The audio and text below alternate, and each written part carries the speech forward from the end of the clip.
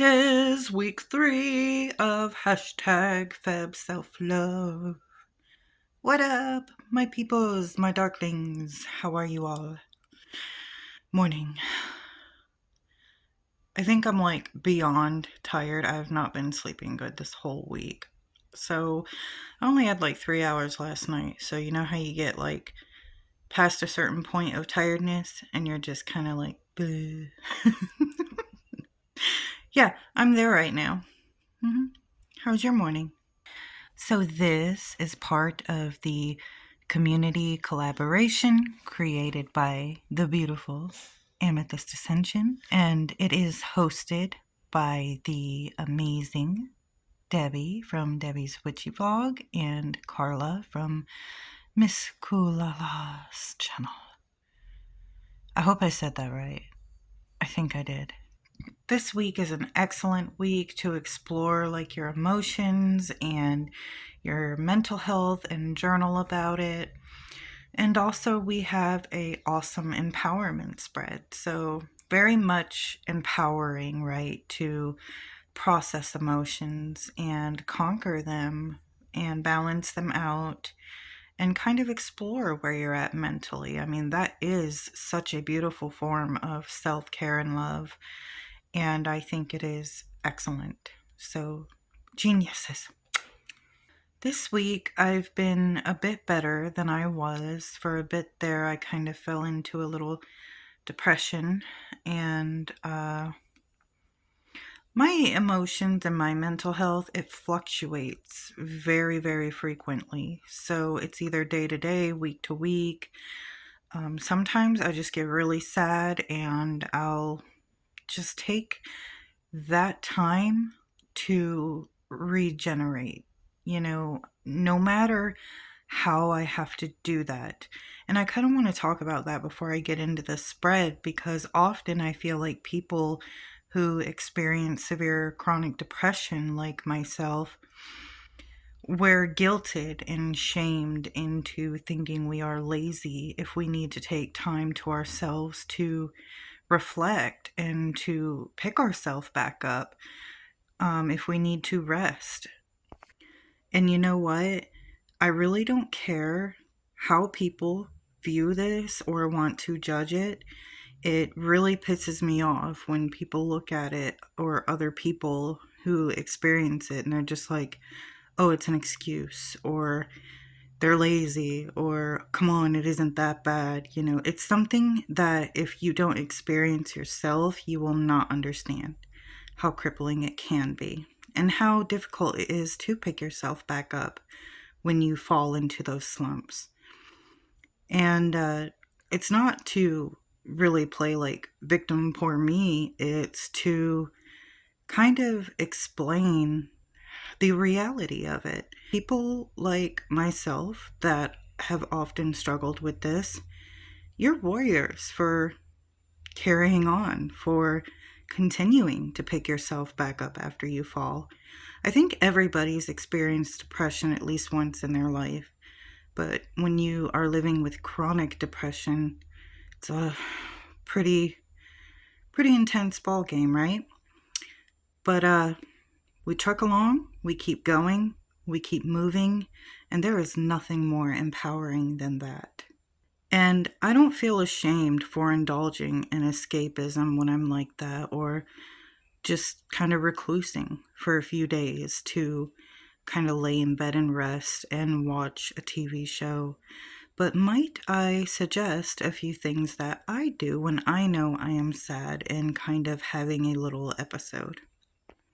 So I will set a goal at least once every day that I'm experiencing this. I know it's really, really hard sometimes to even want to get up out of bed, but I will at least take a shower, and I will at least force myself to get up and do one thing in the house. And to me, that's an accomplishment. Even if you can't do everything and you're overwhelmed, just try to set yourself even a goal, like to take a shower even. My friend, actually, she has told me that before. When you get like that, just take a shower, and it helps. It works. It really does. And then if you need to rest and like watch TV to escape or play a game for a little bit, that's fine. Just don't get lost in it. Fight. But I think that it's important to not feel guilty or ashamed for resting or taking that time out for yourself when you're going through something. I think it is okay. But like everything else, balance is key. We don't want to get stuck there for months at a time, and it's very easy to do that. So, setting a goal for getting one accomplishment done a day and just focusing on that one task can really help. Well, this week I am doing a lot better. But because of lack of sleep, I think I'm experiencing, a bit of anxiousness or aggression. So, grief, man. You know what's weird about grief? You think you're over it, and then something comes along and it hits you again. It isn't as intense as it used to be, but I just keep sometimes thinking about my loved ones, and I just get a little sad, that's all. But it's okay, It's okay. So if you're experiencing anything like that too, what I do is I like to write them letters and talk to them. Some people around the house might think I'm a little nuts because sometimes I'll walk around just like telling my mom about my day or something. Like I'm talking. I just talk to them and it helps. It brings comfort. So do what you got to do, is what I'm saying. Do what you have to do, but just keep breathing. That's the important thing. Just keep moving forward. All right, let's get into Debbie's self-empowerment spread. I'm really excited to do this spread, and I'm really grateful. So thank you guys for all of this wonderful work you put together for us to do.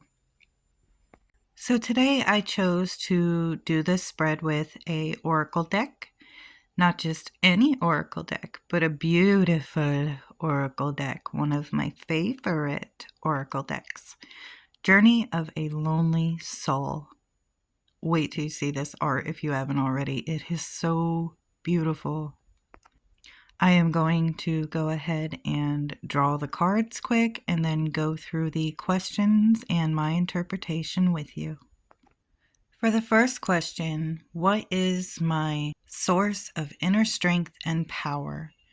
I drew the portrait of a seeker. Now, I haven't memorized this deck, so let's read out of the book what this means. It says, somehow along the way, something changed within and without her.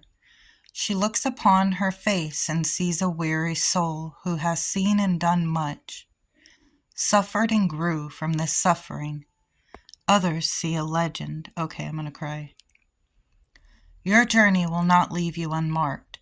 Those who have sought long after wisdom will exhibit a worldliness and gravitas that is hard to deny. Your hard-won mastery of your inner gifts will shine forth as a beacon of hope seen by others who find themselves on their own quest for the truth. Share your story with those open-hearted adventurers you meet in your wanderings. Consider teaching what you've learned, for the wisdom itself will have been transformed by its time within you. It will spring forth from your lips in a way it has never been expressed before. To honor the wisdom you've received, you must also commit to never unsee what you have seen. Old, familiar problems will arise, and you may be tempted to pretend to be a fool just this one more time and make the same silly, convenient mistakes you've made before. Pass on what you've learned in a word and deed and shape a more wonderful tomorrow. Ask yourself, how can I be a better example to others? How might I put my spiritual teachings into practice? Wow, I see we're starting off pretty intense. Wow, that one almost got me emotional. So I'd say my inner source of power is my pain. that I take that pain and the stress and everything I endure and I push it into wisdom. So my experience is my power. My spirituality is my power. Everything I've learned thus far and maybe inspiring others through what I've learned is my power. For what obstacles block my path to empowerment, I drew perpetual particulars. I wonder what this means. Let's see. So it says, she assigns her smaller selves to the many duties required to keep her universe in balance. Tiny hands see to it that each mechanism moves perfectly in time. The path of the seeker, see, the other card was about us being a seeker. The path of a seeker is often one of great focus and concentration on learning and absorbing wisdom of great lessons and tests of life. But along this journey are a myriad of small but crucial tasks we must perform each day. Because they are not as juicy and enticing as our higher aims, they are easily forgotten and left unattended. To ensure a peaceful passage, you must divert your attention to the details, break larger problems down into manageable component tasks, and give each of the energy it deserves. There are many secrets contained in the smallest things, and there are pleasures to be found when diverting yourself, even the most mundane of activities.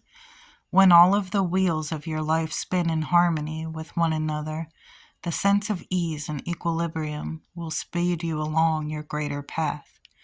Ask yourself, what have I been putting off? What details shall I look more closely at? That makes a lot of sense because that is completely me. If it's mundane, I want nothing to do with it. And perhaps that is quite unbalanced, and by not paying attention to certain mundane things or activities around me, I'm actually missing out. I'm going to look deeply and try to see around me and observe what it is I could be doing to fix this and move along. Perhaps it's something so simple, but is blocking me heavily. For number 3, what resources or support do I have to overcome these obstacles? I got number 11, Antechamber of Apathy. Let's see what this means. So it says, their screeches and squawks fill her ears, a stream of unasked advice. They seek to shape her in their image, designing her desires to match their specifications. But she drowns out their voices by humming a lovely tune. So true. We may share our lives with others, but we cannot live for them. Even with the best intentions in mind, others may easily become too invested in your destiny. We are told what we should want, how we should feel, who we must be. If you reflect on all the things you have wanted in your life, you may find that many of them can be traced back to some other source that planted the seed. This is a time to draw the curtain within your mind and seek answers from an inner source. Find a moment of peace and tranquility and listen to your own mind. Let it fly free without judgment. Okay, I know where this is going. So there's more there, but you know what?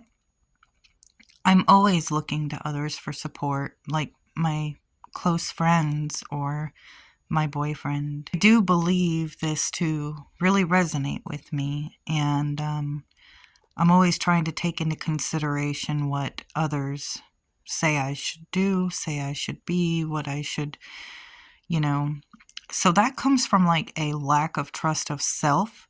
That's something that I really, really want to work on. So this is amazing. It would show up for this. I have all the support I need within myself. And I think I need to listen to that more. I think I need to let my own intuition and mind guide me more, and my own spiritual compass. And the last one, what actions can I take to step into my power and thrive? We got Ballroom of Echoes. All right, what it says for this is, out of the frigid woods she hears her keening voices. The terrible melody of cries drifts upon the bitter winds, and her blood turns to ice in her veins. Interesting. On the journey of our lives, we often go through powerful and revelatory transformations. Yeah, deadass. This metamorphosis brings incredible new wisdom and skills, and we could easily imagine that all of our old and unhealthy patterns have been left behind, along with the cocoon we emerged from. But old, unhealed wounds can fester, preserving their poison until the moment we least expect. Out of nowhere, the familiar ache returns with a vengeance. If we fail to learn a lesson the first time, the universe will provide ample opportunities for us to take another crack at it. The challenge you face is to address this issue in a way that you did not before. You will likely be haunted by these specters of the past again and again in new and more troubling forms. These fears can creep into the nerves, bring waves of anxiety that demand our attention. Old strategies will not suffice here. A new approach is required. Be certain to address the real threat at the heart of the issue. Put it to rest completely so that it will not resurrect again. Ask yourself, what old negative patterns am I experiencing? How can I address them so that they can be healed? Okay, wow. This was an excellent reading. Yeah, so definitely I need to, I think, find new coping mechanisms. I think I need to totally reimagine how I take care of myself and my emotions. I think it's saying that in some aspects that are quite personal to share, what worked for me before will not work for me any longer. I need to adapt new ways to overcome certain things that I'm still dealing with and working on. That was excellent advice because I had no intention of doing that, but now it kind of made me double take and go, huh. So I'm absolutely going to be searching for new and better ways to heal, to do some self-love, self-reflection, and go within. And I've got so much to journal now. This reading was so amazing, and so were these questions in the spread. Thank you so much, Debbie, Carla, and Rochelle, and much love to all of you, my darklings.